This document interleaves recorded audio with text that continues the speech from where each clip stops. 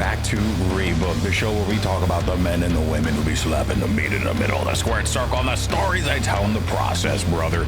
I'm, of course, GB. You got Jake and Matt here, and this is our Friday show. We cover all the things going on in the world of WWE as we get ready for Friday Night SmackDown. So, a lot has transpired, but before we jump into anything, fellas, anything, we do it for AEW, so I figure we might as well do a little preamble chat beforehand, get the blood flowing, get the brains, moving around and stuff like that. So, fellas, anything that you watched this week? Did you watch any other wrestling that wasn't WWE this week? Anything else that you caught, mayhaps?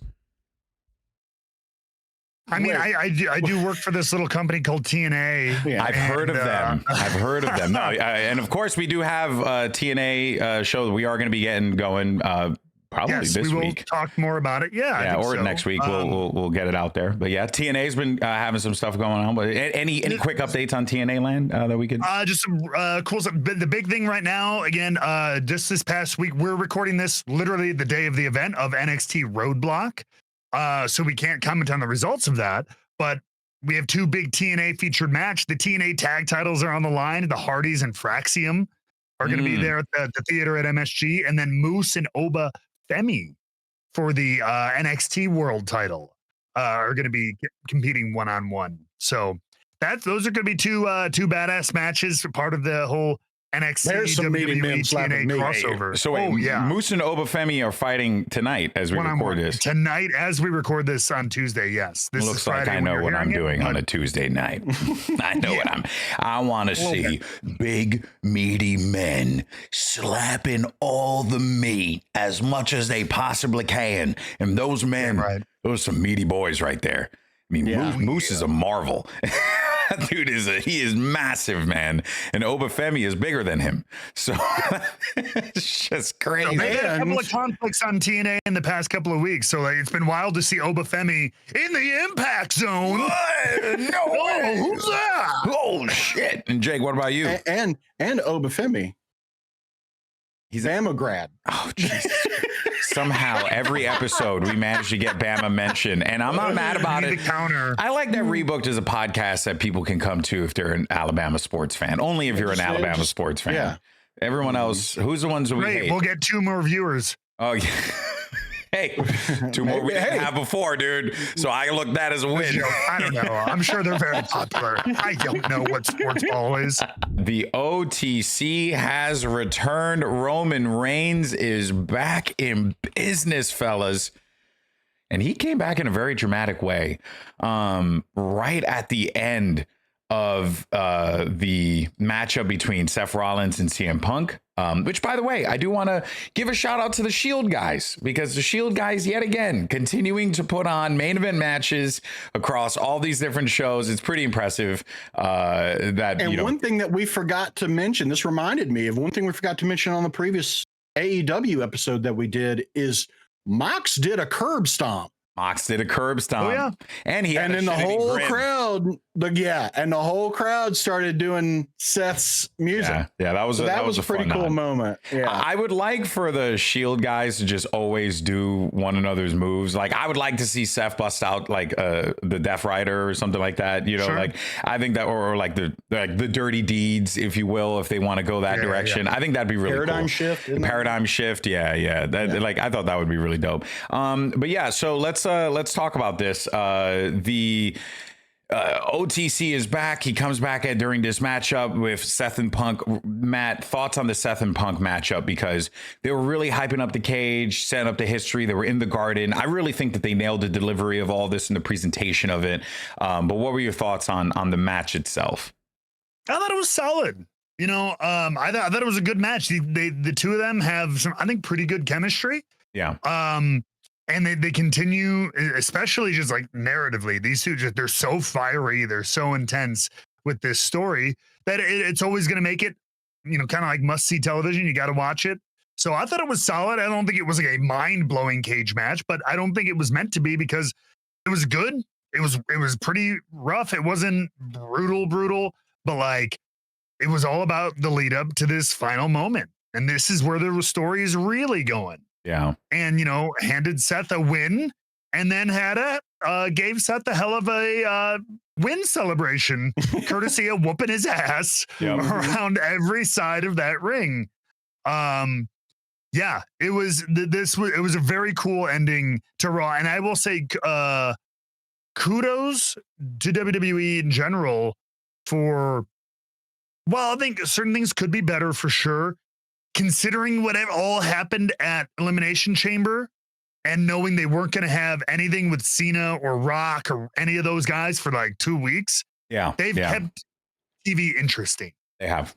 And with other stories and other things going on, and this being a prime one as to where this will go. Because honestly, coming out of it, I didn't really know what we were going to get. I had a feeling Roman could maybe come into the picture, but didn't think it would happen like this, which I thought was really cool. So, Jake, something did happen though at the end of that match, because there was a few cool things going on, right? Firstly, both men at no point wanted to exit the cage because they both wanted to brutalize one another. And I thought that was a really cool nod, which really fit the blood feud aspect of this very well. But it was Seth Rollins who ultimately won by being dragged out of the ring. Now, is this a matter of, do you think that there's something where they can use that win to their advantage, or is it just like a win and we just kind of like forget about it and move on because it doesn't really matter? What would you like to see them do with that? I think this match was a means to an end. I don't think it was meant to be, after seeing the ending, I don't think it was meant to be like its own self-contained thing. I think this was all a setup. For starters, I do want to say, I don't like that you can just go out of the door in a cage match. I've always hated that. Your ass needs to climb and go over the top. That's how it should go. That's what I miss about cage matches. Just being able to walk out, like, it's just what just put a fucking screen door on it then instead of a Anyway, that always bothered me. But yeah, this more seemed like a means to an end of like, this seemed to be a very story heavy match, because even like you said, it wasn't particularly brutal, but it was aggressive. And obviously that's what you want out of a feud like this. And it was this moment of, no, I want to keep going back. Like, just this sadist enjoyment of, hurting someone that you hate, overcame both of these men. And ultimately, the winner only won because there was someone else pissed off at both of them. So, it's sure, the record will show that Seth Rollins won, but that's not why the match is going to be remembered. And that's not why it happened in the first place. It's all setting up what I believe to be a triple threat between these two. So just a triple threat. These guys just want to fight each other in Mania, I guess, because what else are you going to do? It's not going to be, could you do Seth and Roman maybe with Punk not involved? Is that enough? Or it would be weird. It would be weird. And what was, because like I said, the record will show that Seth won, and Punk, that's not going to sit well with him. So I have to imagine that he wants some sort of, well, they're 1-1 technically then, right? Right. Yeah. I mean, they're technically 1-1, and Roman cost him this victory. So, and this is, and he just speared him. There was tension between them at the War Games match to begin with. There's the favor that's on the table still.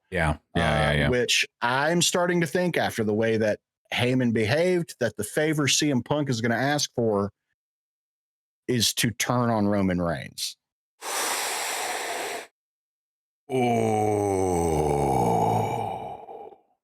No. So I love that, because here right now, it's not looking like CM Punk is going to be a part of either title match, which is when the favorite thing happened, everyone was guessing, how's Punk going to get into a world title match at Mania? After Jay and Gunther is pretty well set. I mean, they did set it, but like, it doesn't look like it's going to get amended at all. Now, Cody and Cena seems pretty locked in for that being a one-on-one encounter too. So I think title's off the table. So people have been speculating after last night, And I hate this, that the favor would be to get added to a match. You know, it's going to be Roman and Seth, and Punk calls in the favor to make it a triple threat. And I think it's stupid to use a favor to get into a match that has nothing on the line. Right. But I love what Jake's talking about. And I've heard one or two other people suggest something similar. I can just yes. I can just see a moment where we're in the middle of this triple threat match. Seth's laid up somewhere, and Roman's maybe laying in the ring, and Punk decides it's time to end it. And he says, Paul, get me a chair. And Paul's like, what are you, no, what are you, I'm not going to do that. And he just yells, you owe me. Get me a chair. Get me a chair. He's going to put Heyman in an uncomfortable position. Yes. Where Heyman's got to pick his loyalty. Yes. Yeah. Yes. He's got to pick his favorite child. Yeah. He's got to pick his favorite child. And is it the one that brought you the most glory, or the one that you believed in the most? Because like that's honestly how it played out, and in the middle of it is Seth Rollins, who hates both of them. and I gotta say, I really, and with a triple threat being no DQ, you could go with this thing. Yeah, I like the idea of Rollins being this like unhinged middleman who just really hates both of these guys for everything that they've done. And it is so justified, but in doing so, maybe goes a little too far. Maybe loses himself a bit more, brother. Oh, man, wait a minute. I'm sensing some fantasy booking over here, dude. On the lunatic fringe, if you will. There really is. He could take up the gimmick. The shirts are still there. But there's one story, and I didn't have a graphic for it, but I think it deserves its own time. We're going to talk about her in greater detail, but I want to talk about the promo in particular. And it was the Iyo Sky, Rhea Ripley, and Bianca Belair promo. I just want to talk about the promo in particular. We could talk about the title reign in a little bit, because for those watching, you'll see why. I just want to speak on the structure of this particular thing, because I got to give them credit. This was smart. This was put together very intelligently. So you have Iyo Sky come out, and obviously people respect Iyo. They like Iyo, right? But it's always going to be difficult when you have a wrestler who English isn't their first language, and they're in a promotion where English is the primary language spoken. But I think that the audience is very much at this point where they respect Iyo and they like Iyo. They clearly cheer for her. They clearly support her. So this isn't like made up. This isn't fraudulent. Iyo Sky, people fuck with, plain and simple. But what I didn't expect was for them to do a full-on disrespect angle. like the way that played out. And Jake, I want to get from your writer perspective, do you think this is the best possible solution that they could have done here? Or was it more, could they have gone a different route? Was there something you would like to see them do different? Or were you pleasantly surprised with this promo in particular? I loved it. Yeah. Why is that? Why is that? I really loved it because it kind of, you're right. It felt like the whole thing with Iyo winning the title came out of nowhere. Yeah. I mean, nobody saw it coming. We discussed this last episode. No one saw Iyo Sky beating Rhea Ripley for the title on a Monday Night Raw. And she did. Yep. And people, but afterwards, what were people talking about? They're talking about Rhea Ripley. Mm-hmm. They're talking about Bianca Belair. And I am so glad that they did this, because this was Iyo saying, hey, I'm the one holding the belt. I'm the champion. You two can, bitch at each other all that you want, but I'm the champion. Yep. And you need to remember that. Like, I'm holding this for a reason. And the reason is because I'm damn good. Yeah. And don't you fucking forget it. Like this was Iyo Sky, I'm the juggernaut, bitch. Like this is, I need to remind, like, I don't give a shit that you're taller than me, that you're stronger than me, that no one's got the same mindset and attitude as I do. And I see this as like a great way to build up a champion. And now I'm thinking that Iyo Sky needs to go over WrestleMania. I think she needs to win it. Yeah. Because I love the direction now that this is going. But that moment of like her, because I was like, yeah, this does seem to be all about Bianca and Rhea and Io's just being she's just Yeah. the third wheel. But Yeah. she's like, nah, I'm the front not. wheel on this tricycle. Yeah. Yeah.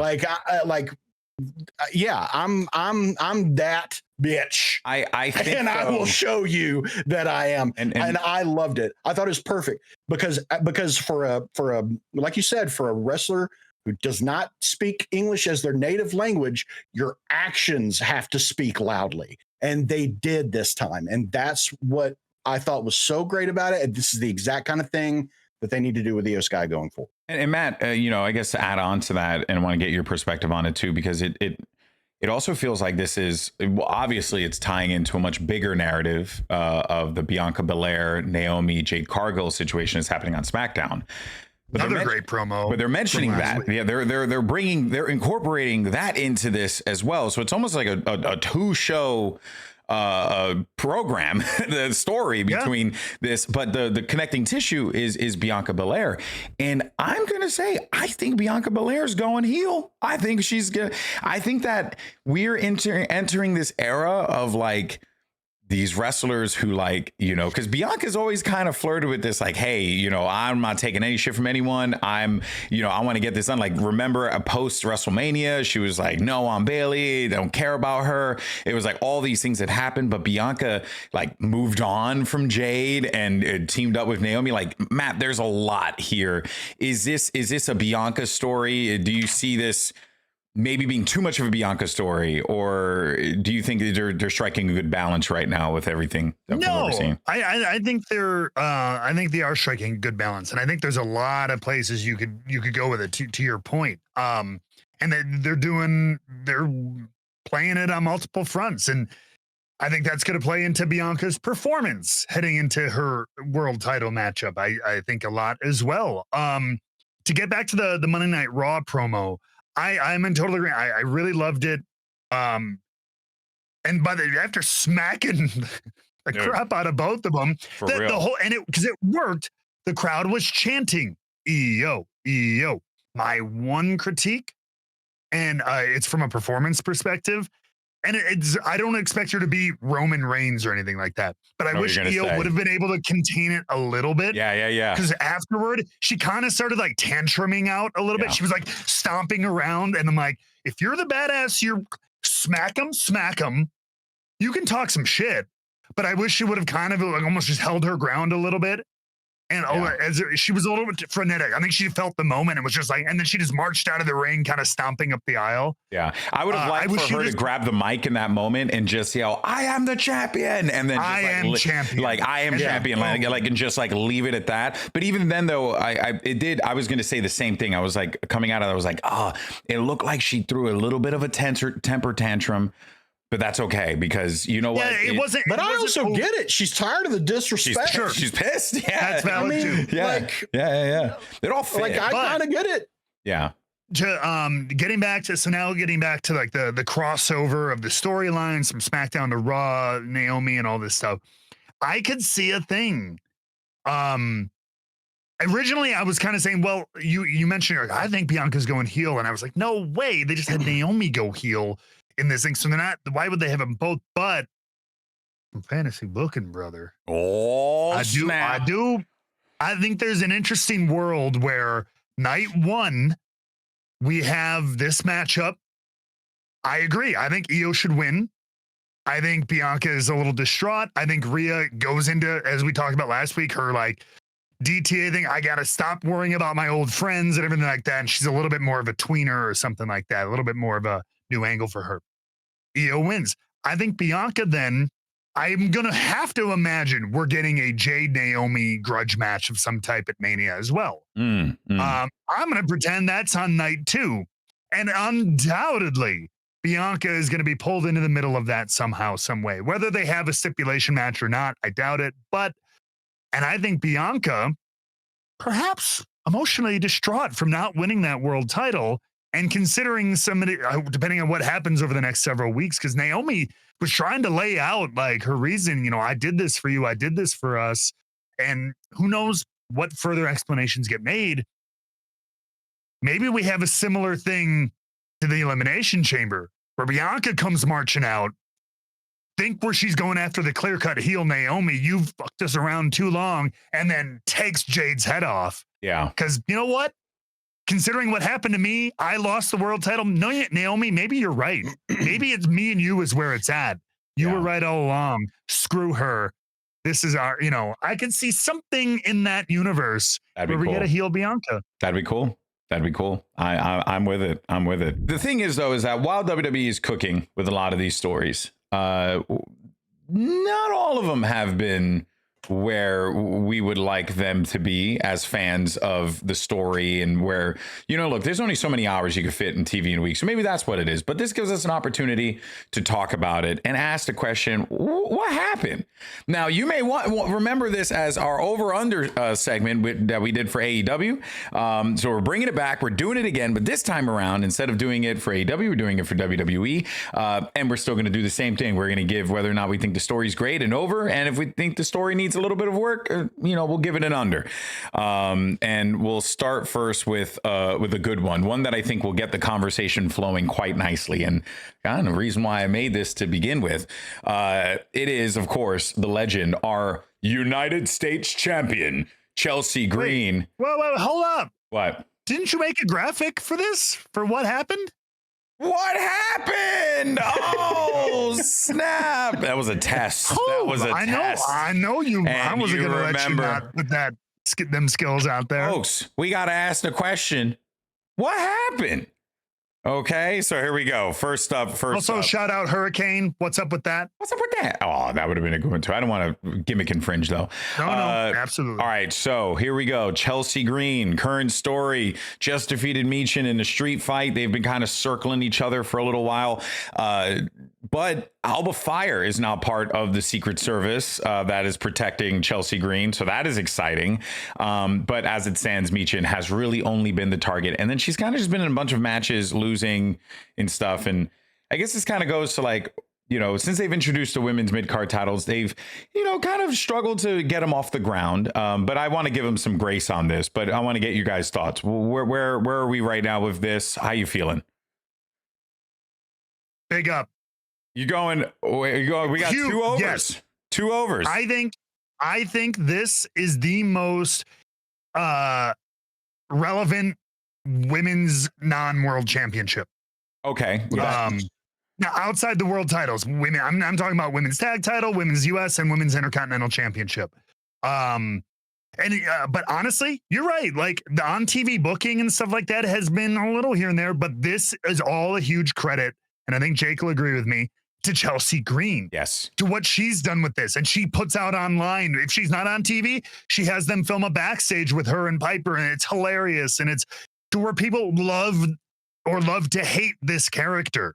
It's so engaging and entertaining, and her work has made this title, even when it's not in the spotlight, it gets a spotlight in the social media sphere or in the WWE digital sphere. So it feels like it's still a part of the show, a bright, very well spotlighted personality in some way, shape, or form, much in contrast to some of the other women's championships, unfortunately. Yeah. Okay. So to me, it's hats off to Chelsea Green. All right. I like that. Jake, what about you? Finally, a USC I like. The United States of Chelsea. I am a proud citizen of the USC. Of the USC. A Canadian with an all-Scottish Secret Service. Yes. Great, proudly representing the USA. I love it. Sometimes the belt makes the wrestler. And sometimes the wrestler makes the belt. And that is exactly what Chelsea Green is doing. Yes.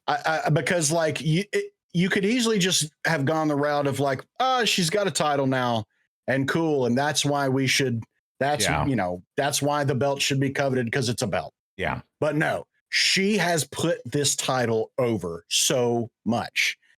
I mean, people want to see Chelsea Green. They want to see Chelsea Green on their television. And the fact that she has a title makes it even better. And I thought the match with Michin was great. I'm happy to see Michin finally getting attention. And I'm happy that she's been doing these matches and has been involved in this storyline. And yes, we do, I think, need some more people to come in. But I think that's why we just added Alba Fire. I think we're going to, if they start a faction, the USC, the United States of Chelsea, and bring some more people into the secret Hervis, then I think this could be. Why don't we need more women's factions? Yeah. And I'm aren't just called Pure Fusion Collective. That's not a problem anymore. Yeah. So unfortunately. Yeah. But I'm a big fan of Chelsea. I'm a big fan of Piper. I'm loving what they're doing. She's making the title. Yep. She's getting it over. Yeah. No. All right. I like that. I like where you guys' heads are at. That makes sense. All right. Let's see, though. And of course, we want to hear from you guys. So let us know in the comments down below. What do you think? Do you think that Chelsea's gotten the titles over? Do you think we are, entering the era of the United States of Chelsea? Let us know in the comments down below. We'd love to hear from you. Next up, we have DIY. Now, they are your current WWE Tag Team Champions. This will be their second run with the belts recently as well. It seems like they're going to be taking on Pretty Deadly, who just won a #1 contenders match, but circling around them has been Los Garzas, Motor City Machine Guns, Street Profits as well have been lingering about. My thoughts are these are two incredible wrestlers who are kind of just in the unfortunate position of being a tag team on SmackDown, where there's just like so many promos and storylines and stuff like that. I don't know, but every time they get in the ring, it's really exciting, and the matches are always good, and the crowd always gets into it. So I guess it serves the purpose of what tag team wrestling is meant to be. But for the concept or for the sake of us being storyline enjoyers, didn't really have anything going for it right now, in my opinion. What do you guys think? I don't have a middle I'm graphic. Here. I need a I'm like, it's Here, like, I'll I think it could be a lot worse. Yeah. I mean, like, it could be a lot worse. Like we've had several tag teams, both women and men. So I feel like have had titles, and then they just have had them for like 6 months, but you never ever even see them, or people don't even compete for them. So like, that's the dregs. At least here, I feel like they're trying to establish a division. So the stories aren't very like deep. Yeah. But we're seeing a lot of competition. We've got That's what it feels like the story is. That the story is trying to establish the tag team division in SmackDown. There's several tag teams at least in contention on SmackDown. So like could there be more kind of investment story-wise? Sure. Yeah. But like that's why I'm like, it feels like it's in a middle place, which isn't bad, but it could be better. Yeah. Yeah, Jake, your take? I'm more in agreement with you guys. I am going to. Oh, you're going over only because we finally have a direction for the tag division. I mean, that's it's been floundering for so long on SmackDown. Yeah, we finally have a direction, and that's what we've been craving. People who love tag teams and love tag team wrestling, we've been wanting a direction, and we know that. I mean, for God's sakes, why not put the two guys who've told one of the best tag team stories in the history of this company, with their feud in NXT, and just being these guys who could never get their hands on the titles, and we're just trying and trying and trying, and we're taking them a different direction. Let them run heel for a little while. Let them run the division. Let the guys who did it so well before try to build this division. And I think it's getting other people to step up. I'm glad to see Pretty Deadly get involved. It feels like we're getting the old Street Profits back. Like I'm loving what the Street Profits are doing. I'm also, Motor City Machine Guns involved, like you said, Los Garzas. And we're seeing crossover between all of these guys. Yeah. And we're starting to create this field of competitors, and it almost feels like DIY is really the ones who are responsible for this. They've kind of been puppet mastering this entire division, and that's kind of the story. Yeah. And so that's why I'm starting to enjoy it more. And a lot of it is, yes, because I have been dying to see these two guys at the top.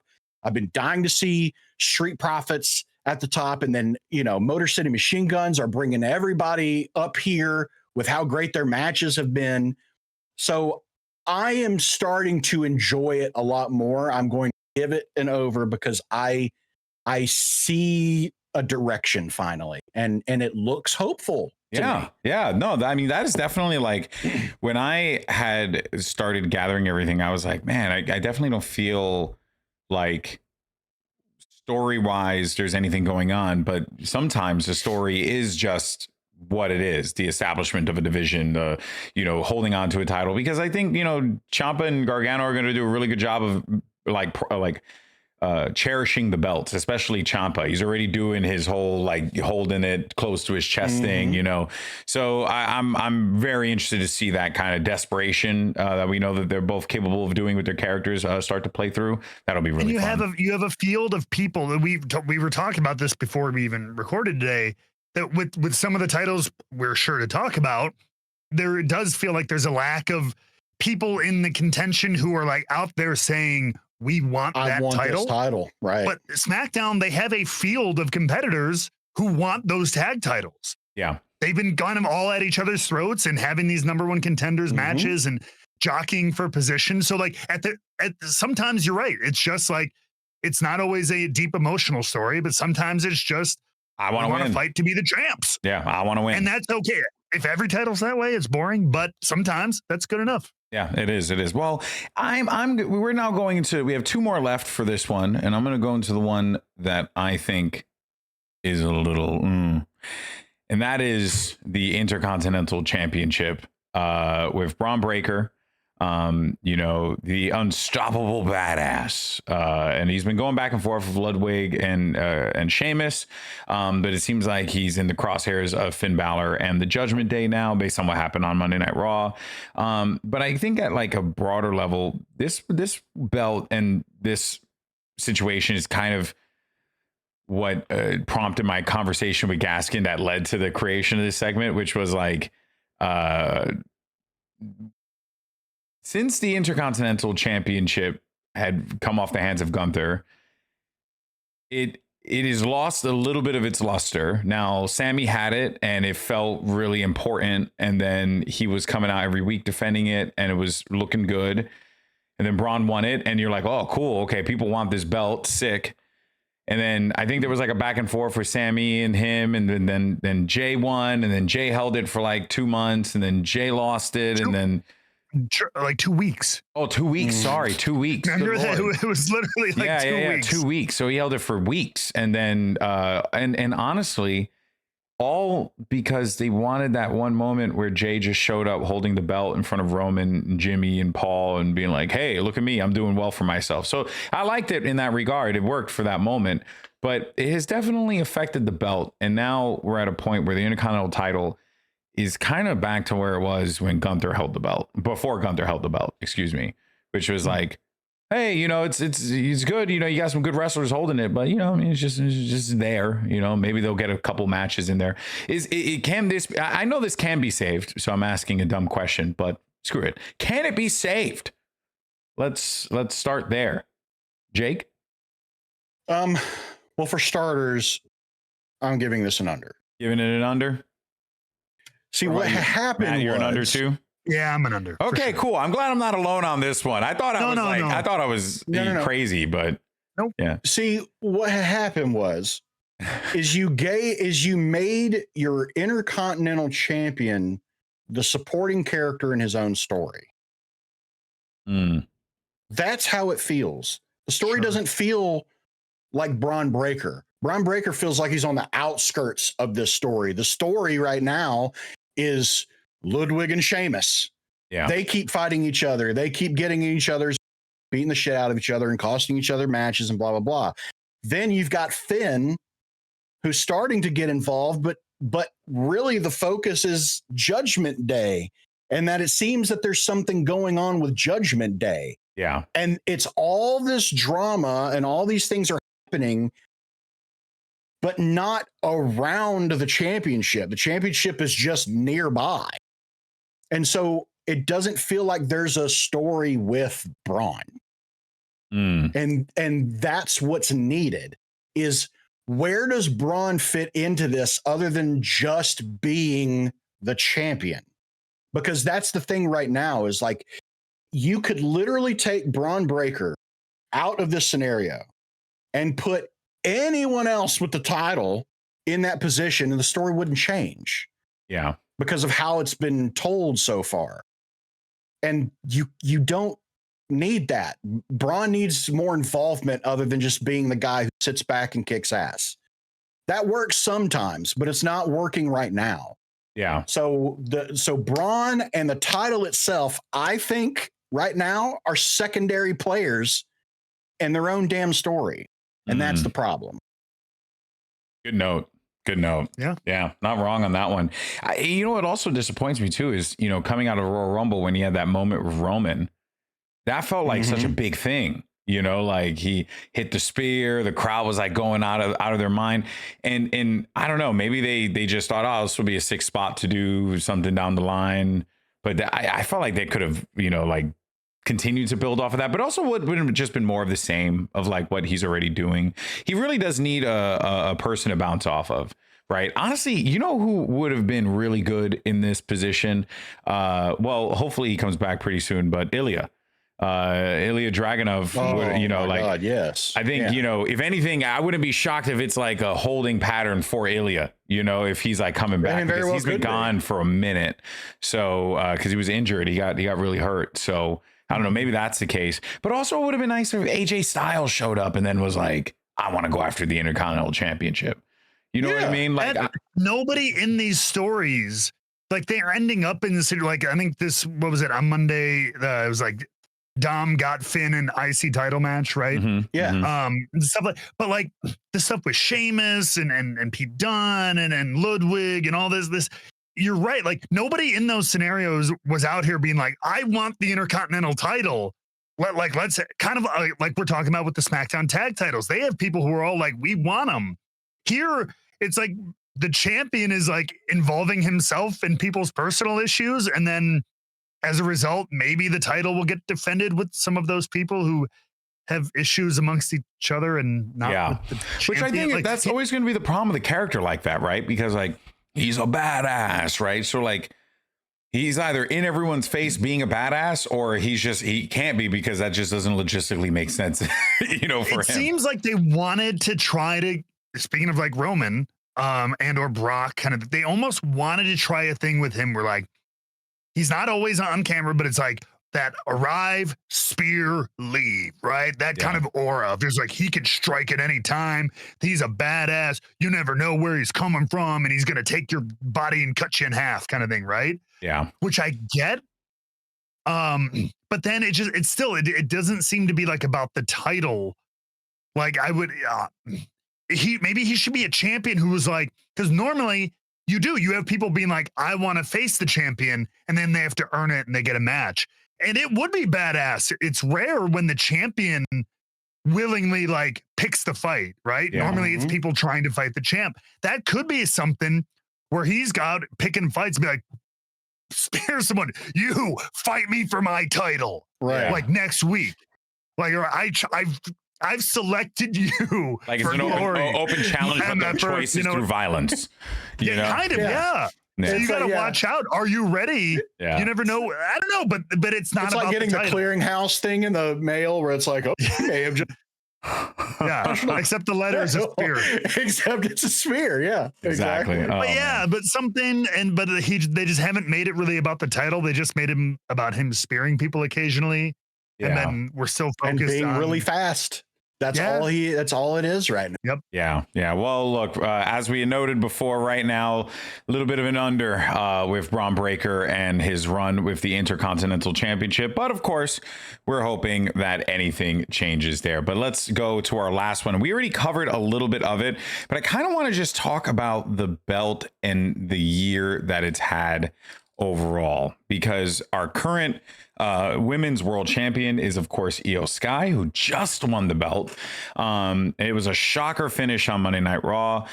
It looks like we could be going to an apparent triple threat with Bianca Belair and Rhea Ripley, who disrespected her in her first night as champion on TV, which is also not to put a flag on the play, but are we meant to be talking about mid-card titles? Why are we talking about the world title? Oh, I think we just. Yeah, you're right. Oh, yeah, it was mid-card title. I thought that's kind of what we were trying to. That's fair. I was actually talking about all the belts. Well, there you have it. If we were going to talk about all the belts, well, I'll this tell wouldn't be the last one. Yeah, I'll tell you. Fuck it. Let's talk about it. Screw it. Well, and I'll remove the graphic. It's over. No. That's how I feel. I don't know. Maybe did I miss this in the production? I messed up. I forgot to add it. So that was my bad. But I do want to, at the very least, talk about this briefly, simply because it is still worth mentioning. And I know that like I think we're all pretty much now on the over territory for where things are going, but we were very much on the under territory. And the reason why I wanted to talk about this belt, even though we had primarily, and I did say initially we were going to talk about mid-card belts, the thing that interested me about this is just how fast it shifted, right? Like how quickly everything turned around. We were basically in like Liv Morgan, Rhea Ripley jail for like the better part of the year. You know, and don't get me wrong, they were good matches. They had good moments. It was the story was awesome. They were telling a great tale. Like it was fun. And then it kind of like lost that luster. I'm not alone on this, right? It definitely lost a little bit of it. Yeah. The latter half of 2024 into the beginning of 2025. It was a little. It kind of felt like we were just like, oh, well, yeah, Rhea's going to get it back, obviously, because that's just like where the story makes the most sense. And then you want Rhea to be champion going into Mania because that makes the most sense. But then WWE's like, or wait a minute, what if we don't? And they just completely flipped the script. Is this like, is this a good thing? Is this a healthy thing? Like is this something that like you'd want to see more of them, like going for these crazy like 180s like they have been? Because they seem to have been doing this fair amount lately, especially the Cody story as well. Do you like these pivots? If it works, if it works, like don't get pivot happy, but like everything is situational. And in this situation, I think it worked. The funny thing is, even before Iyo won, I would still say given the women's world title an over, because I think Rhea and Bianca coming out of Chamber was going to be great. I was really into where that could have gone potentially. Yeah. And so I was actually worried it was going to go under with the title change because I'm like, are they abandoning this or like what's the pivot here? I didn't know where they were going to go. And then after this Monday, I was like, no, we're still over. Like this is still very cool. Like they've taken it a cool thing and they've made it even cooler. Yeah, no, for sure. I think that Jake, that definitely is. It's just a surprise, honestly. I really didn't think that you would pull it off with Iyo Sky the way that they did, but they did it. It's a welcome surprise. Yeah. You know, it's very much a welcome surprise. But yeah, I agree. I mean, like, I kind of thought that when it happened, when Iyo won, I kind of thought people might be mad. Yeah, I thought so too. Yeah. But they've honestly kind of taken to it. Yeah. Like, because like you said, Io's getting chants, she's getting cheers. And if that moment on Monday Night Raw does not convince you that she doesn't belong in this picture, then I don't know.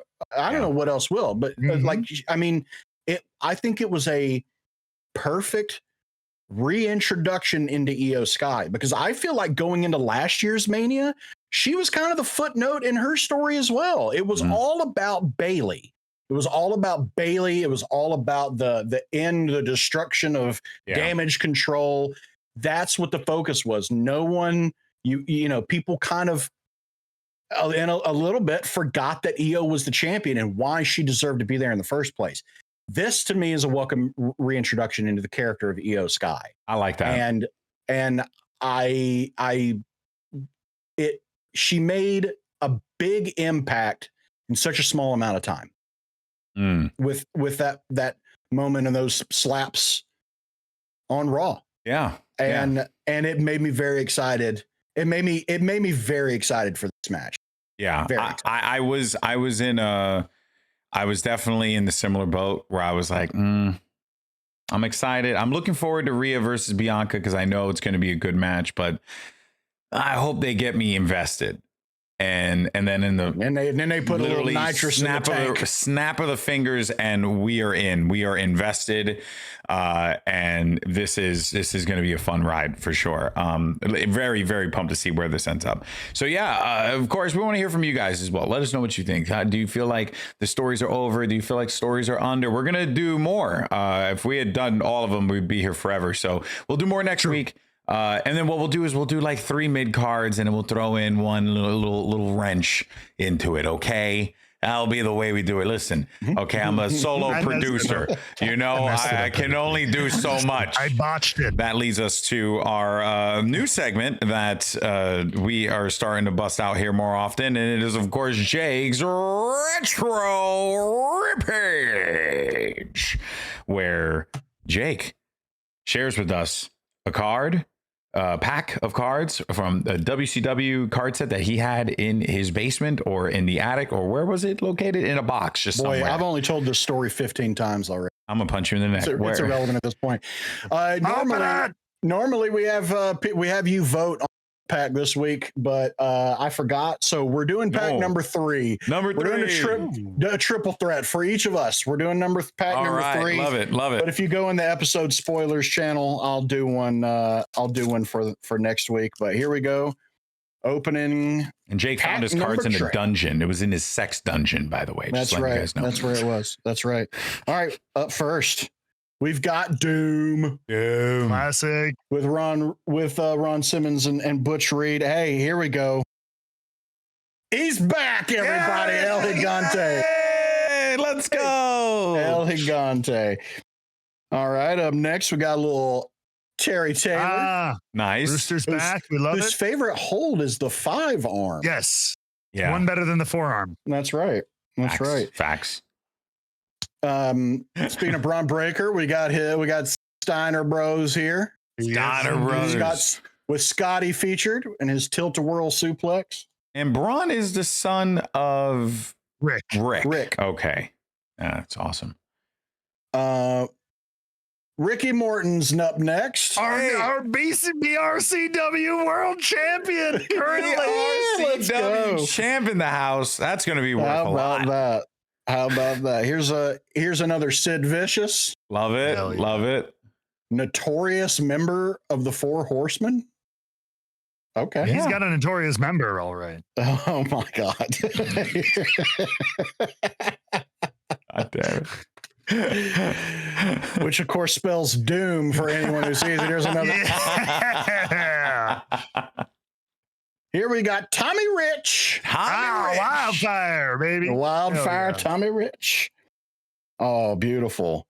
Dutch Mantel. Look at that. Yes. Look at that We chest the hair. people. Look at that dead animal he's sporting on his torso. My Lord. It looks like roadkill. It really, well, I wasn't going to say, is it a dead animal or is that his hair? I mean, it's The answer is yes. The answer is Yeah. Yes, exactly. Here we've got the fabulous Freebirds from Bad Street USA's Jimmy Jam Garvin right there. Damn right. Do you think Bad Street USA is still bad? I've been there. Yes. I mean, right now, every street in Atlanta. Yeah. Oh, okay. Alrighty. Well, we're gonna rule the world, baby, because Teddy Long is back. Let's Look at go that. raise the roof. Got the original- Tag team match. The original Prince Nana. Got the do-rag and everything. Hey, and look at this. One of the people headlining this year's WWE Hall of Fame, well deserved, the total package. Hey, Lex Luger. Lovely. That's awesome. Wow, what a celebratory Hell pack. yeah. That was awesome. Yeah, what a Hey. great one. Nice. All right, Cool. and there you have it. That's our pack this week. Yeah. Pack number 3. We'll Did see you like it, Dale? what we pull from Jake's sex dungeon next. It will be exciting. But he keeps It cards will there. be Sid Vicious's member. Don't forget that if you are watching this and you want to pick, we only have a few more left. Jake will put the poll up in the episode spoilers chat in our Discord. And you can join our Discord by checking out the description down below. Whether you're listening on Spotify, Apple Podcasts, or you're checking us out on YouTube, you could look at the description, find a link to the Discord, join us over there. We got a great little community that we're building up. Good folks just talking about wrestling. We got 6 packs left. I think that'll get us to Mania, won't it? Hey, I should. And then we got to make a new segment, so we got 6 weeks to make a new segment. Well, I don't think I can go home and find more cards. Hey, maybe the viewers can help us find it. That could be, we all can come up with this segment collectively together. But that is going to do it for us this week, guys. SmackDown's going to be exciting. We'll see what happens here. I believe this SmackDown is going to be in Germany, right? I think this is the one that they're all over Brussels, Austria. Brussels, excuse me. This one's in Brussels, and Brussels. We will get an encounter between John Cena and Cody Rhodes. Does John Cena change his music? Does he change his attire? What's changing? Boy, he better come out to bad man. Dude, they're still selling the same shirts. They're still selling his shirts, man. Like, it's going to be crazy. It's going to be crazy. But we'll, of course, talk about that next week. Whether that's on Wednesday or Friday, we'll find out. But, it all depends on what goes down. But that's going to do it for us, folks. Thank you so much for watching. Make sure you subscribe, like the video if you enjoyed it. Share it out there with your friends. Let everyone know what's going on here, because we like to talk about professional wrestling and have fun with it. No drama, no dirt sheets, no bullshit. We appreciate you guys. We'll catch you next week. Take care. Peace. Have a good one.